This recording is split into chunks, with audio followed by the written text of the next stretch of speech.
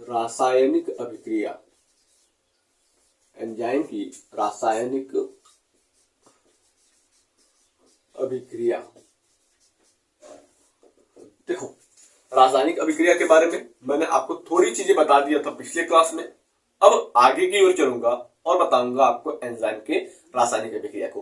पिछली क्लास में क्या बताया था मैंने आपको कि कोई भी अभिक्रिया या कोई भी प्रोडक्ट बनाना हुआ, सपोज मान लीजिए कार्बोनिक एसिड बनाना हुआ, तो हमने देखा था कि कार्बोनिक एसिड बनाने के लिए एक बार बिना एंजाइम के हमने कार्बोनिक एसिड बनाया था, तब 1 घंटे में 200 मॉलिक्यूल केवल प्राप्त हुए थे।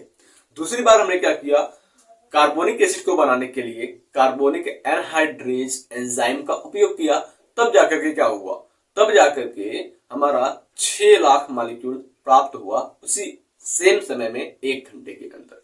ठीक, आगे हम बढ़ेंगे और हम समझेंगे सिलेक्टिविटी की बेसिस पर जो केमिकल रिएक्शन होती है वो कैसे होती है। यानी कि अगर हम बात करते हैं कोई सबस्ट्रेट है, उस सबस्ट्रेट को अलग अलग जगहों पर ले जाया जाए, वहां पर अलग अलग एंजाइम के प्रेजेंस में अभिक्रिया कराया जाए, तो क्या होगा, क्या चीजें बनेंगी, उसके बारे में हमें देखना है। ठीक है, तो अगर हम बात करते हैं सिलेक्टिविटी की, सिलेक्टिविटी यानी कि चुनाव की बात करते हैं, तो हमने क्या बताया था आपको, product of one substrate act as substrate, product of one enzyme act as substrate for other enzyme. ये चीजें बताया था मैंने ना, एक एंजाइम का जो आपका उत्पाद होता है वो दूसरे एंजाइम के लिए अभिकारक का काम करता है। समझ में आया? तो चलिए इसी चीज को मैं समझता हूं। जैसे अगर हम बात करते हैं, हमारे पास क्या है, ग्लूकोज है, ग्लूकोज का क्या किया हमने, ग्लाइकोलिसिस कर दिया, ग्लूकोज से बन गया हमारा पायरुवेट। पायरुवेट क्या बन गया, पायरुवेट, जो कि 3 कार्बन का कंपाउंड होता है। हमारा क्या हुआ, ग्लूकोज का ग्लाइकोलिसिस हुआ, पायरुवेट बन गया। अब ये पायरुवेट जो होता है, ये एक तो प्रोडक्ट है ग्लूकोज का फाइनल प्रोडक्ट है पायरुवेट। ठीक, अब अगर हम बात करते हैं, पायरुवेट को हम लेंगे एज अ सबस्ट्रेट, है तो प्रोडक्ट ग्लूकोज का, अब इसका क्या काम करेंगे, हम सबस्ट्रेट के जैसा काम करेंगे। उत्पाद तो बन गया, इस उत्पाद का हम अभिकर्मक के जैसा काम करेंगे। ठीक है, तो अब क्या हो जाएगा, ये हमारा सबस्ट्रेट हो जाएगा। सबस्ट्रेट हो गया। अब सबस्ट्रेट का मतलब क्या होता है, अभिकर्मक।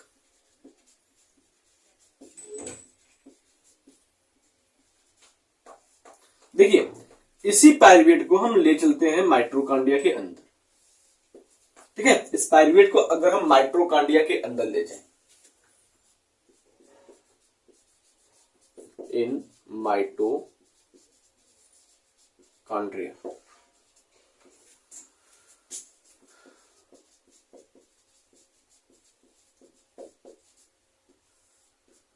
माइटोकॉन्ड्रिया में अगर इसको ले चले, तो माइटोकॉन्ड्रिया में एक एंजाइम होता है पायरुवेट डिहाइड्रोजिनेज। ठीक है, माइटोकॉन्ड्रिया में क्या होता है, एक एंजाइम होता है पायरुवेट डिहाइड्रोजिनेज। अगर हम बात करते हैं, यहां पर एंजाइम क्या है, pyruvate dehydrogenase,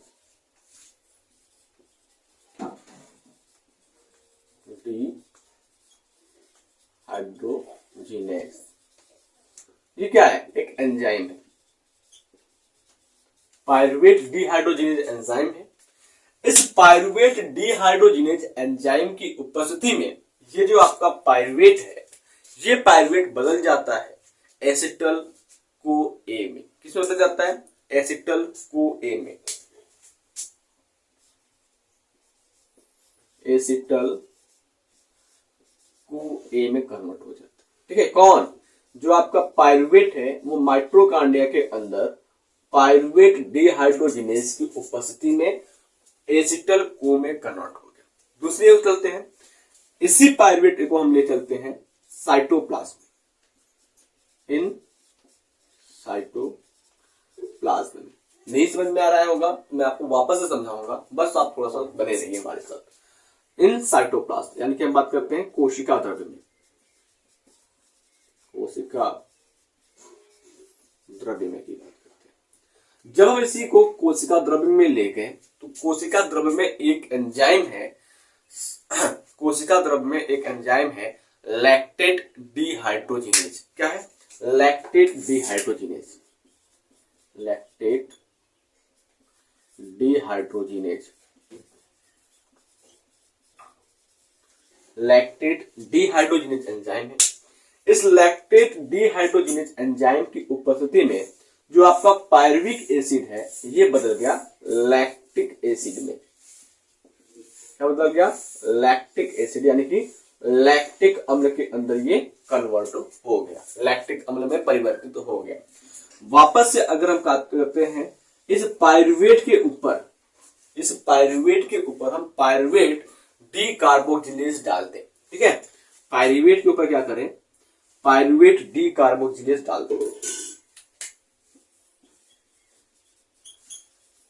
pyruvate D carboxylase. ठीक है, पायरुवेट के ऊपर अगर हम डी कार्बोक्सिलेज डाल दें तो ये कन्वर्ट हो जाएगा एसिटल डिहाइड्रोजिनेज में। ठीक है, ठीक है, पायरुवेट के ऊपर पायरुवेट के ऊपर पायरुवेट डी कार्बोक्सिलेज और एसिटल डिहाइड्रोजिनेज दोनों साथ में डालें। ठीक है, पायरुवेट के ऊपर पायरुवेट डी कार्बोक्सिलेज और एसिटल डी कार्बोक्सिलेज, एसिटल डिहाइड्रोजिनेट,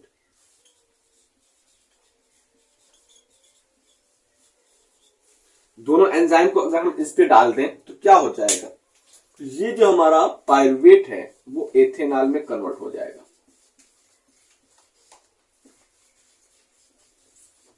देखिए फिर से एक बार, हमने क्या किया? पहले ग्लूकोज का ग्लाइकोलिसिस किया जिससे हमें मिला पायरुवेट। इस पायरुवेट को हमने ले गया माइटोकॉन्ड्रिया के अंदर, माइटोकॉन्ड्रिया के अंदर एंजाइम है पायरुवेट डिहाइड्रोजिनेज। पायरुवेट डिहाइड्रोजिनेज की उपस्थिति में ये जो पायरुवेट एसिड है या पायरुवेट है ये कन्वर्ट हो जाता है एसिटल को में। ठीक है, एसिटल को में कन्वर्ट हो गया। वापस हमने इस पायरुवेट के पास आया और इसी पायरुवेट को हमने कोशिका द्रव्य के अंदर रखा, कोशिका द्रव्य के अंदर डाला तो वहां पर एंजाइम है हमारा लैक्टेट डिहाइड्रोजिनेज। तो लैक्टेट डिहाइड्रोजिनेज के प्रेजेंस में ये पायरुवेट क्या हुआ? इस लैक्टिक एसिड में कन्वर्ट हो गया। ठीक, लैक्टिक एसिड में कन्वर्ट हो गया। फिर इसके बाद हमने क्या किया? इसी पायरुवेट को हमने पायरुवेट डी कार्बोक्सिलेज और एसिटल डिहाइड्रोजिनेज दिया। ठीक है, इसी पायरुवेट को क्या किया हमने? Pyruvate D carboxylase, pyruvate D carboxylase के साथ साथ हमने एसिटल डिहाइड्रोजिनेज दिया तो ये पायरुवेट किसमें कन्वर्ट हो गया? एथेनॉल में कन्वर्ट हो गया। बात समझ में आया? यानी कि हम बात कर रहे हैं कि एक जो आपका प्रोडक्ट है उसको अलग अलग जगह पर ले जाएंगे तो अलग अलग प्रोडक्ट बनेगा। ठीक है, ग्लूकोज का प्रोडक्ट पायरुवेट है, इसको हमने सबस्ट्रेट माना और अलग अलग जगहों पर ले गया तो अलग अलग प्रोडक्ट हमें ऑब्टेंड हुए। इसका मतलब क्या हुआ कि जो एंजाइम होती है उसकी सेलेक्टिविटी किस आधार पर नए नए प्रकार के प्रोडक्ट का निर्माण होता है। एंजाइम के चुनाव के आधार पर, एंजाइम के चुनाव के आधार पर अलग अलग प्रकार के हम प्रोडक्ट बना सकते हैं एक ही सबस्ट्रेट से, एक ही अभिकर्मक से। चलिए हम अगले पॉइंट को समझते हैं। फटाक से आप इस पॉइंट को पहले नोट कर लीजिए। फिर चलते हैं, बात करते हैं एंजाइम के नेचर को कि एंजाइम काम कैसे करता है, हाउ एंजाइम वर्क, एंजाइम काम कैसे करता है उस पॉइंट को फिर हम समझेंगे। इसके एक्टिवेशन एनर्जी को, एक्टिवेशन ग्राफ को कि एंजाइम का जो एक्टिवेशन ग्राफ होता है वो कैसे सक्रिय होता है फिर कैसे निष्क्रिय हो जाता है। इस पॉइंट को फटाक से आप इस पॉइंट को नोट कीजिए।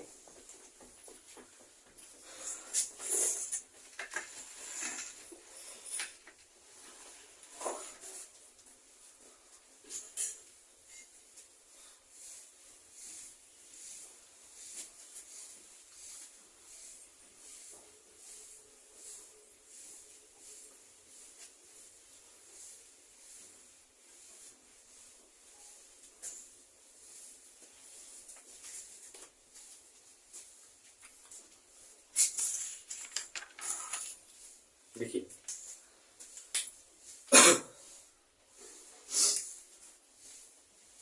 हम बात करते हैं नेचर ऑफ एंजाइम, यानी कि हाउ एंजाइम वर्क। एंजाइम कार्य कैसे करता है।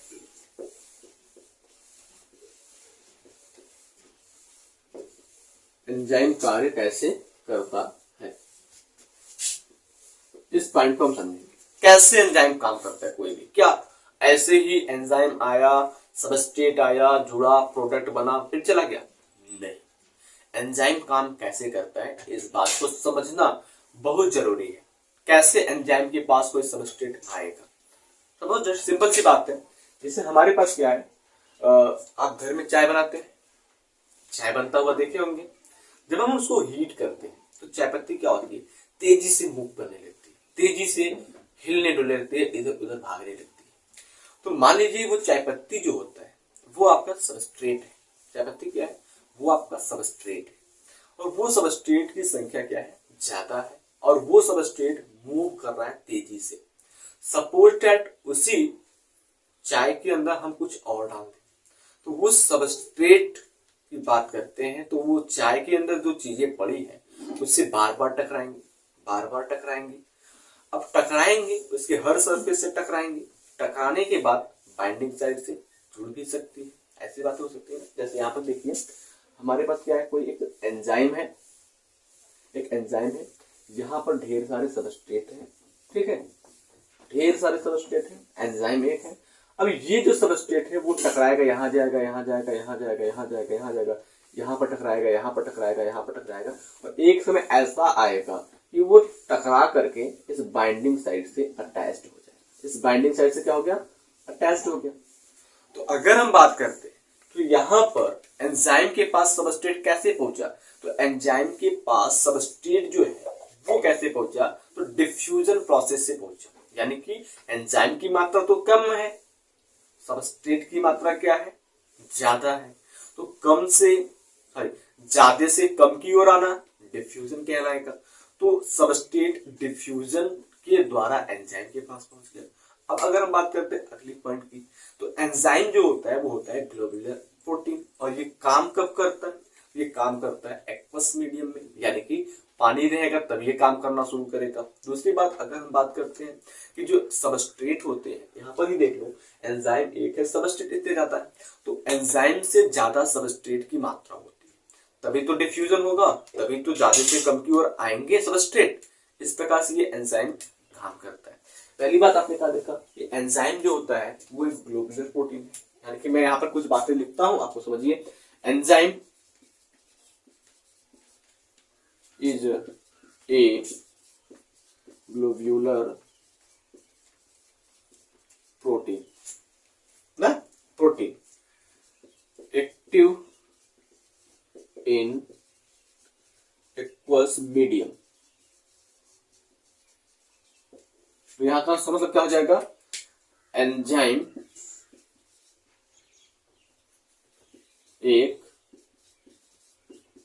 ग्लोब्यूलर प्रोटीन है। एंजाइम एक ग्लोब्यूलर प्रोटीन है जो जलीय माध्यम में सक्रिय होता है। जो क्या है, जलीय माध्यम में सक्रिय होता है। ये पहला पॉइंट हो गया। दूसरे पॉइंट की बात करते हैं तो सबस्ट्रेट नंबर, सबस्ट्रेट मतलब हम कर सकते हैं रिएक्टेंट नंबर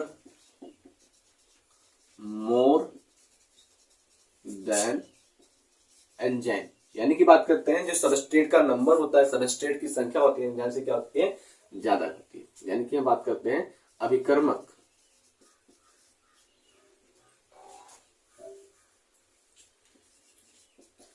अभिकारक या अभिकर्मक की संख्या एंजाइम से ज्यादा होती है। ठीक। अगले पॉइंट पे अगर हम बात करेंगे, substrate reach to enzyme by the diffusion. Substrate reach to enzyme by diffusion process, यानी कि अभिकारक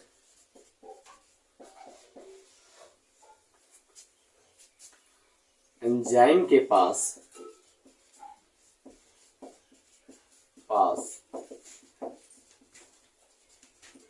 डिफ्यूजन से पहुंचता है, बात समझ में आया? एंजाइम के पास अभिकारक क्या होता है? डिफ्यूजन प्रक्रिया से पहुंचता है। हो गया। अब देखो क्या होता है, जैसे हमने यहाँ पर बताया, एक एंजाइम है, ढेर सारे सबस्ट्रेट हैं, वो मूव करते करते एंजाइम के बाइंडिंग साइट पर पहुंच गए। तो अब कैसे एंजाइम काम करता है उसकी बात करते हैं। मान लीजिए हमारे पास यहाँ पर एंजाइम है, ठीक है, एंजाइम है, इस एंजाइम के पास कोई सबस्ट्रेट आ गया, ठीक है, इस एंजाइम के पास कोई सबस्ट्रेट आ गया है,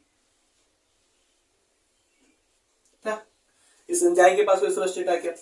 अब ये बन क्या गया? ये एंजाइम है और ये सबस्ट्रेट है, तो हो गया क्या? एंजाइम से क्या हो रहा है? सबस्ट्रेट जुड़ रहा है। एंजाइम से क्या हो रहा है? सबस्ट्रेट जुड़ रहा है। ई मतलब क्या हो जाएगा? एंजाइम। एंजाइम से क्या हो रहा है? ये सबस्ट्रेट जुड़ रहा है,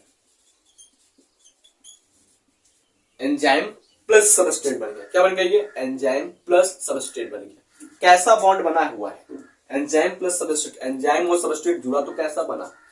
लूज बाइंडिंग सबस्ट्रेट, ठीक है, लूज बाइंडिंग है, substrate bind active site of enzyme. यानी कि बात कर रहे हैं यहाँ पर ढीला ढाला बना हुआ है, यहां पर भी गैप है, ऊपर भी गैप है, यानी कि हम कहेंगे इसमें क्या हुआ है? Loose binding. क्या हुआ है? लूज बाइंडिंग है। कैसा है ये? लूज बाइंडिंग है, ढीला ढाला बना हुआ है, ठीक है। दूसरे स्टेप में क्या होगा? इस एंजाइम के एक्टिव साइड में थोड़ा सा चेंज होगा, एंजाइम के एक्टिव साइड में थोड़ा सा परिवर्तन होगा, यानी कि एंजाइम के जो सक्रिय स्थल होते हैं, सक्रिय स्थल मतलब कौन? ये जो नीचे उठा हुआ है, इस सक्रिय स्थल में थोड़ा सा परिवर्तन होगा, जिस वजह से एंजाइम सबस्ट्रेट को कस करके पकड़ लेगा, कस करके बांध लेगा, तो बन जाएगा टाइट बॉन्ड, ठीक है। क्या बन जाएगा? टाइट बॉन्ड बन जाएगा। तो अगले स्टेप में क्या हो जाएगा? ये एंजाइम है, इसका एक्टिव साइड है, इसमें थोड़ा सा चेंजेस हुआ, और थोड़ी सी चेंजेस होने के बाद क्या हुआ कि जो एंजाइम है वो सबस्ट्रेट से एकदम टाइटली बंध गई, ठीक है। अब देखो थोड़ा सा भी गैप है? नहीं है। तो एंजाइम सबस्ट्रेट से क्या हुआ? एकदम टाइट होकर के बंध गया। तो ये क्या हो गया? Tight bond of enzyme substrate, ठीक है।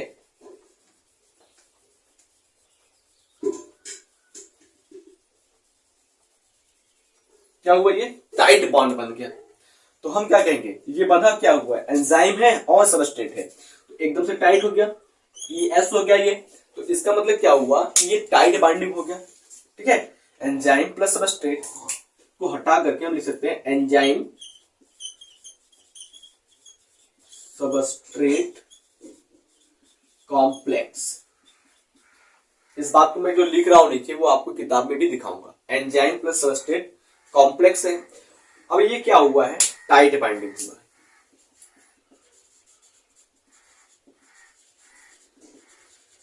अब ये क्या हुआ? एंजाइम और सबस्ट्रेट आपस में जुड़ा, बन क्या गया? एंजाइम सबस्ट्रेट कॉम्प्लेक्स बन गया।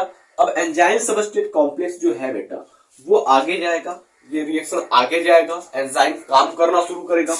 जब एंजाइम काम करना शुरू करेगा तो अब क्या होगा? थोड़ा सा और चेंजेस होगा। इस सबस्ट्रेट के एंजाइम कॉम्प्लेक्स के अंदर जुड़ा हुआ जो सबस्ट्रेट है वहां पर फिजिकल चेंज और केमिकल चेंज होगा। क्या होगा? फिजिकल चेंज और केमिकल चेंज, भौतिक परिवर्तन और रासायनिक परिवर्तन होगा, जिस वजह से इस सबस्ट्रेट के केमिकल नेचर में भी परिवर्तन आएगा, यानी कि रासायनिक गुण में भी परिवर्तन आएगा, और साथ ही साथ इसका जो शेप होगा वो भी चेंज हो जाएगा। ठीक है, तो अब अगर हम बात करते हैं आगे क्या हो जाएगा, तो इसमें चेंजेस आया, चेंज हो गया, इसका शेप चेंज हो गया। तो हम बात करते हैं क्या हुआ, सबस्ट्रेट का शेप चेंज हो गया। ठीक है, तो ये सबस्ट्रेट का शेप चेंज हो गया, तो ये क्या बन गया, प्रोडक्ट बन गया। ये क्या लिखेंगे, शेप चेंज, आकार परिवर्तन, आकार परिवर्तन हुआ, तो ये बन क्या गया, एंजाइम प्रोडक्ट बन गया। एंजाइम प्रोडक्ट कॉम्प्लेक्स है, एंजाइम प्रोडक्ट कॉम्प्लेक्स है। यहाँ पर शेप चेंज हुआ, शेप चेंज होने के दौरान क्या क्या हुआ यहाँ पर, तो यहाँ पर हुआ केमिकल रिएक्शन, जिसे केमिकल बॉन्डिंग टूटा और नया बॉन्ड बना। केमिकल बॉन्ड पुराना वाला टूटा, नया बॉन्ड बना और शेप चेंज हो गया। उसके बाद अगर हम बात करते हैं यहाँ पर क्या हुआ, केमिकल चेंजिंग, केमिकल चेंजिंग हुआ, रासायनिक परिवर्तन हुआ, तो उसका नया बॉन्ड बन जाएगा और इसकी शेप पूरी तरह से क्या हो जाएगी, चेंज हो जाएगी। तो और ये क्या बन जाएगा, एंजाइम, एंजाइम जैसा है वैसा ही रहेगा।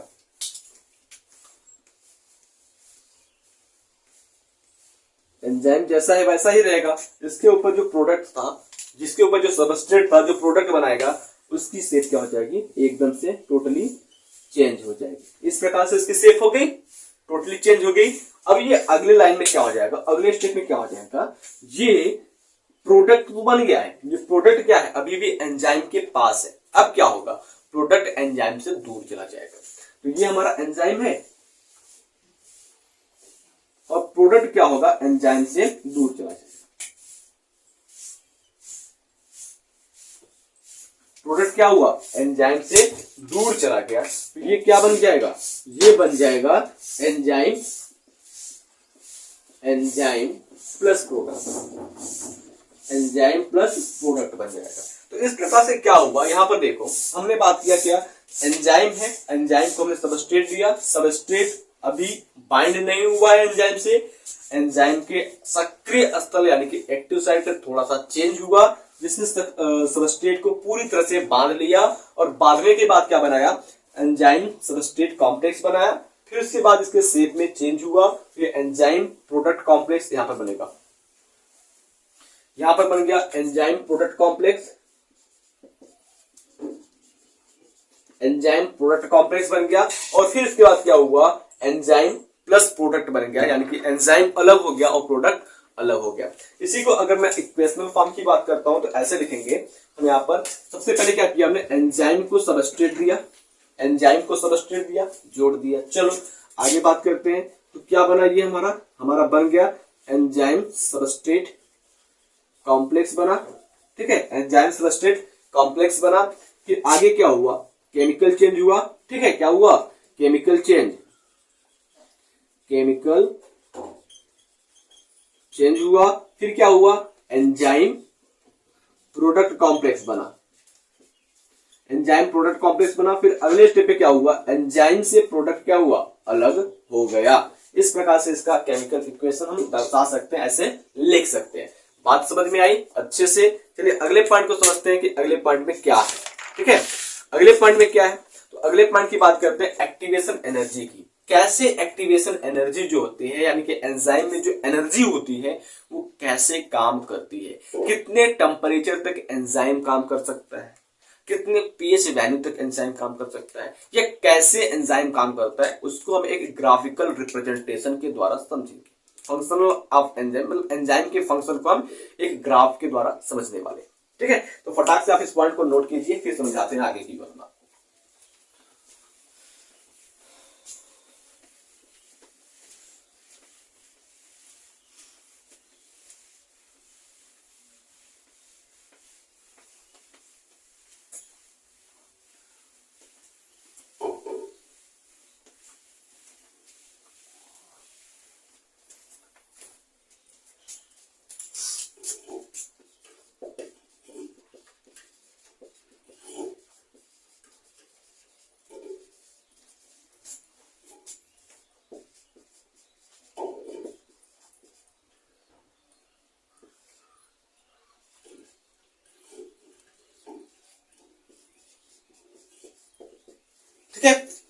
एक्टिवेशन एनर्जी की बात करते हैं तो average energy difference between substrate and intermediate stage. इसका मतलब क्या होता है कि जो सबस्ट्रेट होता है हमारा वो और जो इंटरमीडिएट होता है, मध्यमान होता है, उसके एनर्जी के बीच थोड़ा सा डिफरेंस होता है। ठीक है, हमने आपको क्या पढ़ाया, ये प्रोटीन जो होती है वो 3D शेप की होती है। अगर हम बात करते हैं प्रोटीन को ज्यादा एनर्जी दे दी जाए तब भी प्रॉब्लम, उसका शेप चेंज हो जाएगा। कम एनर्जी दे दी जाए तब भी प्रॉब्लम, उसकी शेप में चेंजिंग आ जाएगी। ठीक है, तो अब अगर हम बात करते हैं कब एंजाइम हमारा ज्यादा काम करेगा, कब एंजाइम हमारा कम काम करेगा, इसकी बात करते हैं। ठीक है, जैसे देखिए एक ग्राफ प्लॉट कर रहा हूं मैं, ये एक्स एक्सिस और ये वाई एक्सिस। ठीक, ये एक्स एक्सिस है, ये वाई एक्सिस है, और यहां पर क्या है, सबस्ट्रेट है हमारा।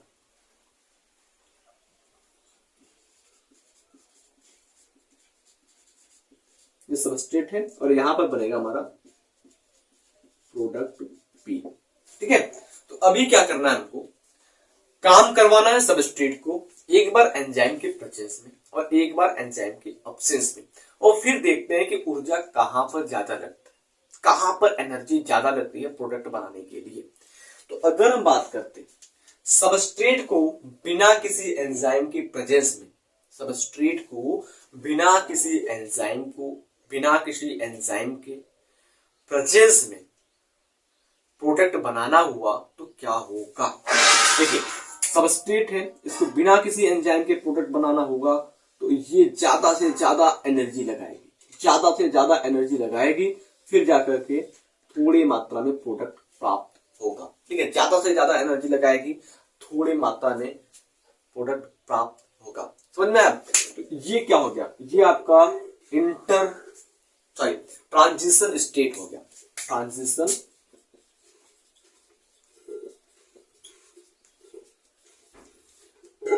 स्टेट का मतलब होता है कि कोई भी चीज उस लेवल तक काम करे जहां तक उसकी सीमा हो, जहां के बाद वो काम न कर सके।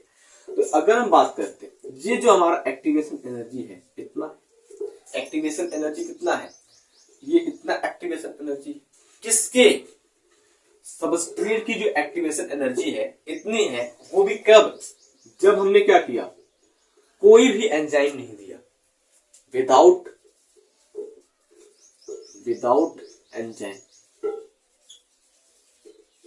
एंजाइम की अनुपस्थिति।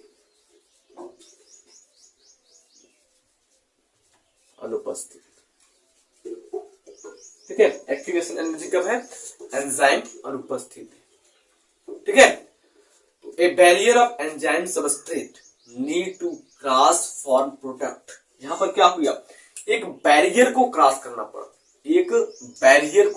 करना पड़ा, सबस्ट्रेट को प्रोडक्ट बनाने के लिए एक अवरोध जो सबसे हाई है उसको पार करना पड़ा सबस्ट्रेट को प्रोडक्ट बनाने के लिए। क्यों? क्योंकि यहां पर हमने किसी भी प्रकार का कोई एंजाइम नहीं दिया है। सपोज दैट दूसरे में अगर हम बात करते हैं, इस सबस्ट्रेट को हमने एंजाइम दे दिया, तो अब ये क्या करेगा, ज्यादा एनर्जी खर्च नहीं करेगा और आराम से प्रोडक्ट बन जाएगा। ज्यादा एनर्जी खर्च नहीं हुआ, प्रोडक्ट बन गया। यानी कि बात करते हैं एक्टिवेशन एनर्जी इसकी इतनी ही है और ये क्या हुआ, प्रोडक्ट बन गया। तो अभी हमने क्या किया, तो यहां पर देखेंगे विथ प्रोडक्ट। ठीक है, प्रोडक्ट कब बना, विथ एंजाइम या presence of enzyme, with enzyme की उपस्थिति में decrease activation energy. Activation energy क्या हुआ, कम हो गया। विथ एंजाइम उपस्थित, जब एंजाइम उपस्थित था तो एक्टिवेशन एनर्जी क्या हुआ, एक्टिवेशन एनर्जी कम लगी। एक्टिवेशन एनर्जी क्या हुआ, कम लगा। और जब एंजाइम नहीं था तो एक्टिवेशन एनर्जी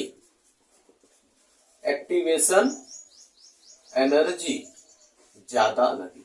ठीक है, एक्टिवेशन एनर्जी क्या हुआ, ज्यादा लगी। समझ में आया? यानी कि इसका मतलब ये है कि हम किसी सबस्ट्रेट से प्रोडक्ट बनाना चाहते हैं तो एंजाइम अगर नहीं देंगे तो एक्टिवेशन जो एनर्जी है, सबस्ट्रेट को काम करने के लिए जो एनर्जी चाहिए वो बहुत ही ज्यादा मात्रा में लगेगी, बहुत ज्यादा मात्रा में।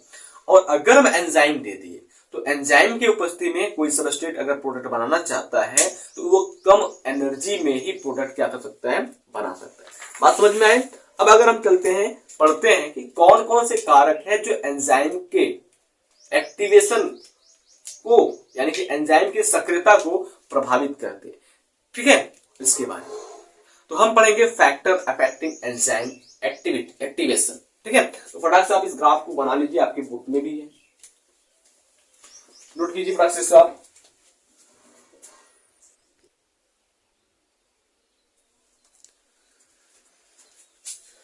चलिए देखते हैं इधर, फैक्टर अफेक्टिंग ऑफ एंजाइम की बात करते हैं। तो फैक्टर अफेक्टिंग ऑफ एंजाइम में क्या होता है, एंजाइम की सक्रियता को प्रभावित करने वाले कारक। तो एंजाइम की सक्रियता को प्रभावित करने वाले ये 4 कारक हैं, temperature, pH, concentration of substrate यानी कि अभिकारक की मात्रा, इनहिबिशन यानी कि अवरोधन। हमने क्या किया, जैसे टेम्परेचर की बात करते हैं। टेम्परेचर हमने एक एग्जांपल बताया था, चाय बनाते वक्त क्या हुआ, हमें पता है कि जो एंजाइम के पास सबस्ट्रेट आता है वो डिफ्यूजन से आता है, भागते भागते आता है।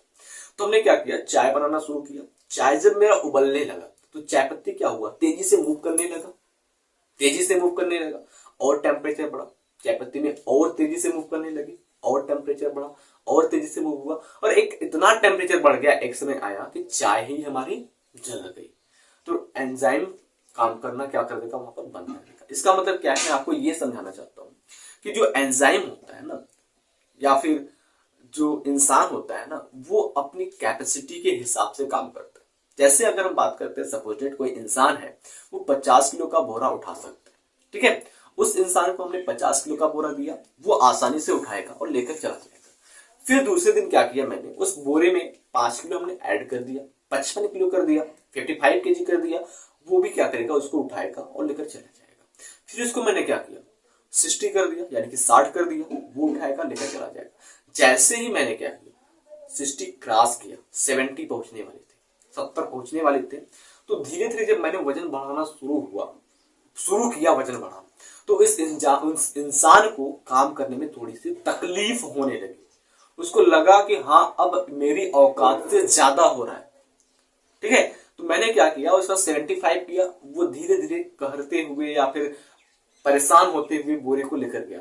जैसे ही मैंने उसको 80 किया या 70 किया, वो क्या हुआ, बैठ गया एकदम से, बोला कि अब हमसे नहीं होगा।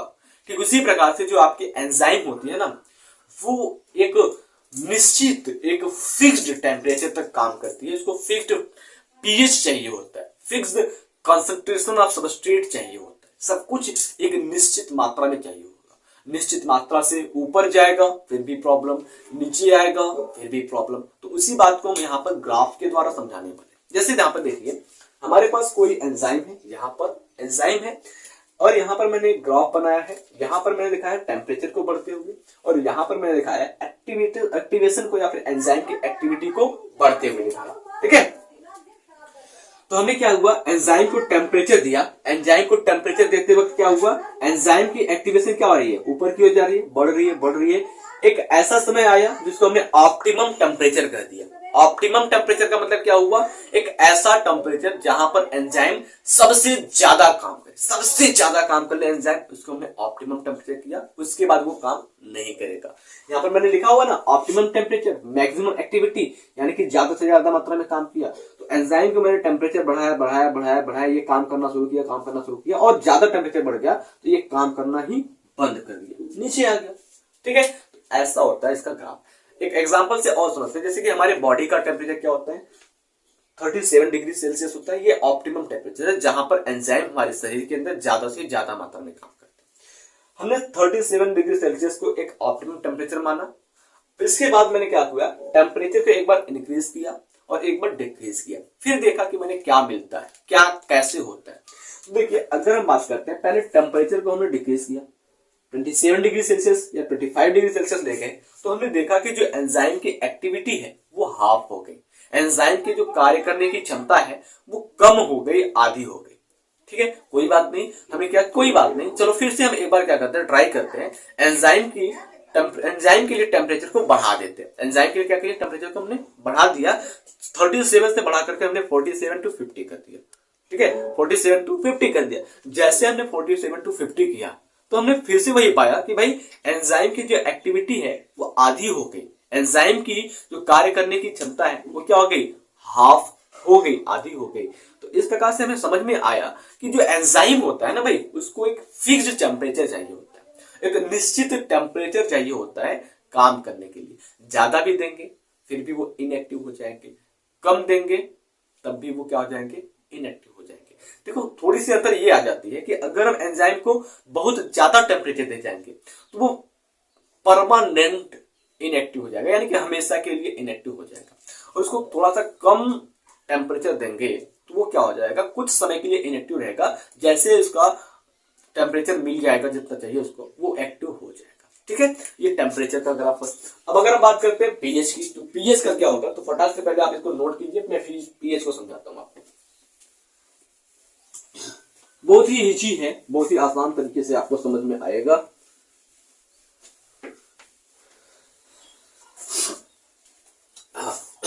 पीएच की बात करते हैं।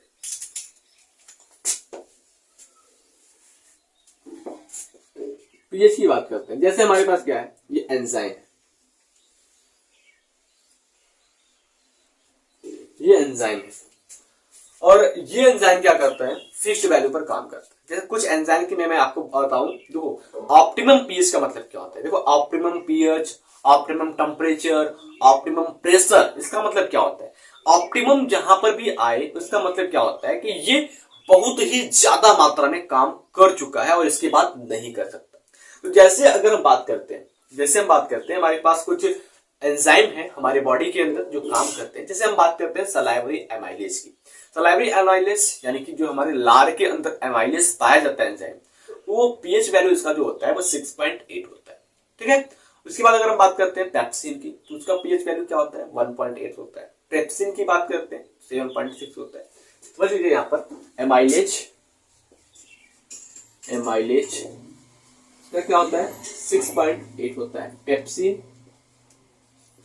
पेप्सिन, पेप्सिन की जो पीएच वैल्यू होती है वो होती है 1.8। ट्रिप्सिन की बात करते हैं, ट्रिप्सिन की बात करते हैं तो ये क्या होती है, 7.1 होती है, 7.6 होती है ट्रिप्सिन की। तो अब अगर हम बात कर लीजिए, मान लेते हैं कि ये हमारे पास क्या है, एंजाइम है, ठीक है, at optimum temperature, at optimum pH में एंजाइम। अब हमने क्या किया, इस एंजाइम के लिए पीएच को हमने क्या किया, डिक्रीज कर दिया, पीएच को क्या किया, हमने कम कर दिया।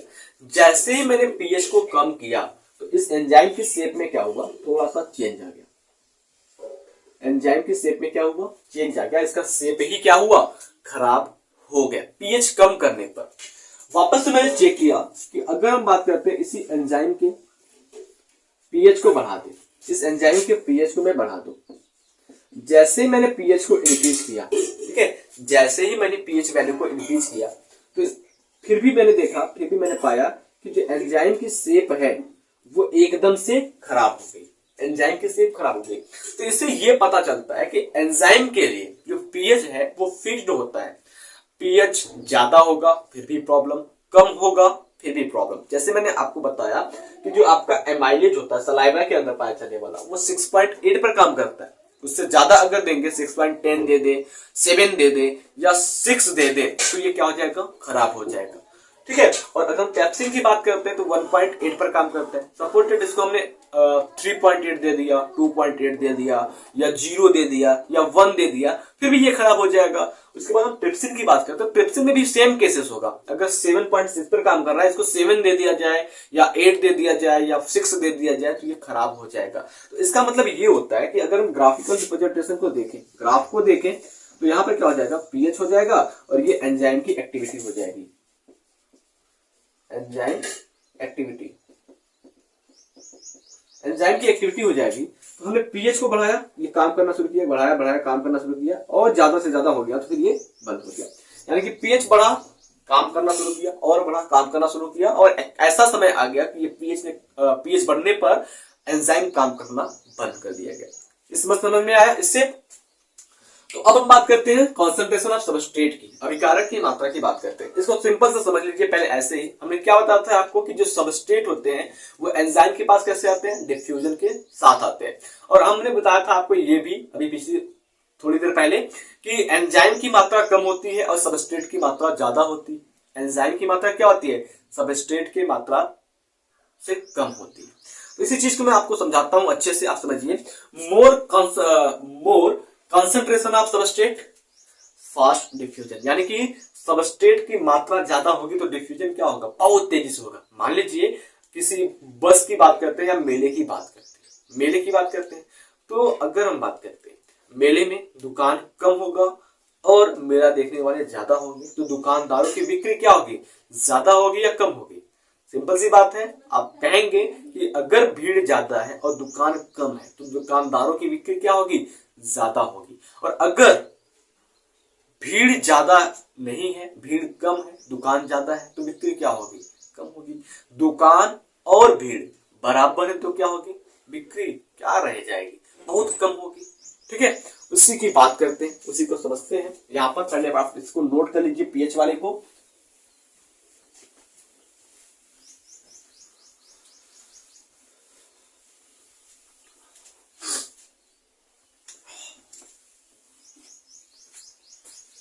देखिए कॉन्सेंट्रेशन,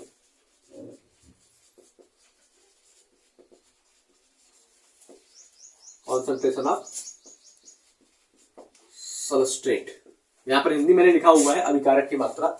हमने क्या किया कि अगर हम बात करते हैं जो सबस्ट्रेट होता है वो डिफ्यूजन के द्वारा यानी कि भागते भागते एंजाइम के पास आता है। अगर हम बात करते हैं दूसरे टर्म में तो अगर हम बात करते हैं मोर कॉन्सेंट्रेशन ऑफ सबस्ट्रेट, सीधी सी बात, सबस्ट्रेट की मात्रा ज्यादा है, सबस्ट्रेट की मात्रा ज्यादा, जो सबस्ट्रेट की मात्रा ज्यादा होगी तो डिफ्यूजन कैसा होगा, फास्ट हो गया। डिफ्यूजन क्या होगा, फास्ट होगा। यानी कि जो सबस्ट्रेट होंगे वो इधर उधर बहुत तेजी से टकराएंगे और भागेंगे और प्रोडक्ट क्या बनेगा, ज्यादा बनेगा। More product form, more product form यानी कि उत्पाद ज्यादा बनेगा, उत्पाद ज्यादा बनेंगे। अब इसी के विपरीत चलते हैं। जब सबस्ट्रेट कम हो जाएगा तो डिफ्यूजन धीमा हो जाएगा, डिफ्यूजन धीमा हो जाएगा तो प्रोडक्ट कम बनेगा। या सबस्ट्रेट आधा हो जाए जितना था तो डिफ्यूजन भी आधा हो जाएगा और सबस्ट्रेट भी क्या बनेगा, आधा बनेगा। इसका मतलब समझ में आया? तो कंडीशन क्या अप्लाई होता है कि वन एंजाइम के पास ढेर सारे मतलब एक एंजाइम के पास केवल एक ही एक्टिव साइट होता है। ठीक है, वन एंजाइम के पास केवल एक ही एक्टिव साइट होता है। जैसे हमारे पास क्या हो गया, ये एक एंजाइम हो गया और इसके पास क्या हो गया, एक्टिव साइट एक हो गया और सबस्ट्रेट की मात्रा क्या हो गई, ढेर सारी हो गई। जब सबस्ट्रेट की मात्रा ढेर सारी हो गई तो ढेर सारे सबस्ट्रेट इसके पास आएंगे, टकराएंगे। ढेर सारे सबस्ट्रेट जब इसके पास आएंगे तो कोई ना कोई तो इससे चिपकेगा, इस बाइंडिंग साइट से साथ अटैच्ड होगा। और अगर मान लीजिए हमारे पास ये एक एंजाइम है, एक एंजाइम है और यहाँ पर एक सबस्ट्रेट है, तो क्या एक सबस्ट्रेट है ये एंजाइम के पास जाएगा, एंजाइम के बाइंडिंग साइट से चिपक पाएगा, जुड़ पाएगा? हाँ, जुड़ जाएगा, लेकिन कब, बहुत ज्यादा समय लगेगा तब, क्योंकि ये डिफ्यूजन करता है ना। डिफ्यूजन का मतलब क्या होगा, कभी ये यहाँ जाएगा, फिर यहाँ आएगा, फिर यहाँ आएगा, फिर यहाँ आएगा, फिर यहाँ, कभी यहाँ अटैच होगा, कभी यहाँ अटैच होगा, फिर जब धीरे धीरे यहाँ पहुंचेगा तब तो अटैच होगा। और अगर हम बात करते हैं यहाँ पर ढेर सारे सबस्ट्रेट है तो ढेर सारे सबस्ट्रेट बहुत तेजी से मूव करेंगे ना, ये सभी एक साथ मूव करेंगे, सभी एक साथ मूव करेंगे, कुछ इधर आ जाएंगे, कुछ इधर टकराएंगे, कुछ इधर टकराएंगे और कोई टकरा करके एक ना एक इसके अंदर आ जाएगा, बाइंडिंग साइट के साथ अटैच्ड हो जाएगा ना। तो क्या होगा, यहाँ पर कम समय भी लगेगा, डिफ्यूजन भी फास्ट होगा, प्रोडक्ट भी जल्दी जल्दी बनेगा, तो ज्यादा बन जाएगा। इसका मतलब समझ में आया क्या होता है? तो यानी कि बात करते हैं, अगर सबस्ट्रेट की संख्या ज्यादा है, एंजाइम की संख्या कम है तो प्रोडक्ट ज्यादा बनेगा, डिफ्यूजन जल्दी जल्दी होगा। तो इसी प्रकार से अगर हम बात करते हैं यहां पर ग्राफ एक्स वाई, ठीक है, एक्स वाई, और इसको यहां पर करते हैं ऑप्टिमल की बात करते हैं, और यहां पर हम बात करते हैं हाफ की,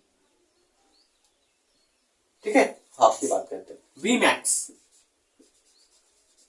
यानी कि ज्यादा से ज्यादा, वी मैक्स हाफ। सिंपल सी बात मैंने जो आपको यहां पर समझाया वही है, अगर आपके पास सबस्ट्रेट की संख्या कम है तो प्रोडक्ट कम बनेगी, सबस्ट्रेट की संख्या ज्यादा है तो प्रोडक्ट ज्यादा बनेगी। मान लीजिए हमारे पास सबस्ट्रेट ज्यादा है, डिफ्यूजन भी फास्ट होगा, जब डिफ्यूजन फास्ट होगा तो प्रोडक्ट भी तेजी से बनेगा, ठीक है। ये सबस्ट्रेट की संख्या को बता रहा है, बहुत तेजी से चल रहा है। और डिफ्यूजन की बात करें किलोमीटर, डिफ्यूजन की बात कर रहे हैं किलोमीटर, बहुत तेजी से डिफ्यूजन हो रहा है, बहुत तेजी से डिफ्यूजन हो रहा है, तो सबस्ट्रेट क्या हो रहे हैं, एंजाइम से टकरा रहे हैं, और प्रोडक्ट क्या हो रहा है, जल्दी जल्दी बन रहा है। यानी कि बात करते हैं ये एक्टिवेशन ऑफ रिएक्शन की, ये बता रहा है, एक्टिवेशन ऑफ रिएक्शन की बता रहा है, ये हो जाएगा एक्टिवेशन ऑफ रिएक्शन, और ये क्या हो जाएगा, सबस्ट्रेट का कॉन्सेंट्रेशन, सबस्ट्रेट कॉन्सेंट्रेशन। यहां पर समझिए ये बता रहा है सबस्ट्रेट कॉन्सेंट्रेशन। सपोज डेट मान लीजिए यहाँ पर 0 है, यहाँ पर 10 है, यहाँ पर 15 है, यहाँ पर 20 है, यहाँ पर 30 है, यहाँ पर 100 है। जब 100 सबस्ट्रेट होंगे तो कॉन्सेंट्रेशन क्या, सबस्ट्रेट का कॉन्सेंट्रेशन 100 है, तो रिएक्शन क्या होगा, बहुत ही ज्यादा हो गया, बहुत ही ज्यादा हो गया। सपोज डेट अगर हम बात करते हैं यहाँ पर देख लीजिए इस प्रकार से, यहाँ पर देख लीजिए, उठाते हैं, यहाँ पर देखिए, यहाँ पर सबस्ट्रेट मैंने क्या कहा था, 10 है, तो जब सबस्ट्रेट 10 है तो एक्टिवेशन ऑफ रिएक्शन क्या है, रिएक्शन की दर क्या है, वो भी कम। तो ठीक है, इसी प्रकार से अगर हम बात करते हैं तो इसका मतलब ये हो जाता है कि जो सबस्ट्रेट होगा वो ज्यादा होगा तो रिएक्शन तेज होगा, सबस्ट्रेट कम होगा तो रिएक्शन धीमा होगा। बात समझ में आया। अब अगर हम बात करते हैं इनहिबिटर की, इनहिबिटर क्या होता है, जैसे हमारे पास क्या है, ये कोई एंजाइम, इनहिबिटर की बात करते हैं, बहुत ज्यादा है नहीं, थोड़ा सी समझिए। इनहिबिटर का मतलब होता है अवरोधक। जैसे ये हमारे पास एंजाइम है, ठीक है, और इसके पास एक बाइंडिंग साइट है, तो इस बाइंडिंग साइट के साथ क्या हुआ, 2 3 4 7 एक साथ आकर के क्या हुआ, सबस्ट्रेट बन गए, या फिर कोई केमिकल दूसरा आ गया और इस बाइंडिंग साइट को ही खराब कर दिया, तो रिएक्शन होगा, नहीं होगा। यानी कि केमिकल कोई आकर के बाइंड कर जाए, सबस्ट्रेट ना बाइंड कर पाए तो रिएक्शन नहीं होगा, ये होता है इनहिबिटर। तो मैं आशा करता हूं कि इतनी बातें आपको अच्छे से समझ में आ गई होगी। नेक्स्ट क्लास में मैं आपको पढ़ाऊंगा एंजाइम के नॉमेनक्लेचर के बारे में, कि एंजाइम का नामकरण कैसे करते हैं, ठीक है। बने रहिए हमारे साथ बायोलॉजी पढ़ने के लिए। मिलते हैं आपसे अगला क्लास में, तब तक के लिए जय हिंद, जय भारत।